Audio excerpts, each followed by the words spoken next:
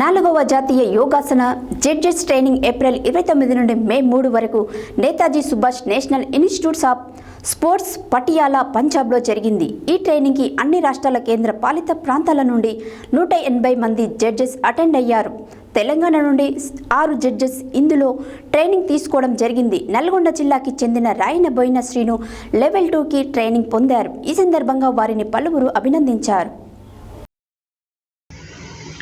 4వ జాతీయ yogasana judges training April 29 నుండి మే 3 వరకు Netaji Subhash national institute of sports Patiala పంజాబ్లో జరిగింది. ఈ ట్రైనింగ్కి అన్ని రాష్ట్రాల కేంద్రపాలిత ప్రాంతాల నుండి 180 మంది జడ్జెస్ అటెండ్ అయ్యారు. తెలంగాణ నుండి 6 జడ్జెస్ ఇందులో ట్రైనింగ్ తీసుకోవడం జరిగింది. నల్లగొండ జిల్లాకి చెందిన రాయనబోయిన శ్రీను లెవెల్ 2కి ట్రైనింగ్ పొందారు. Yogasana Bharat general secretary doctor Jaideep Arya గారు, NIS executive director Vineet Kumar guest attend అయ్యారు.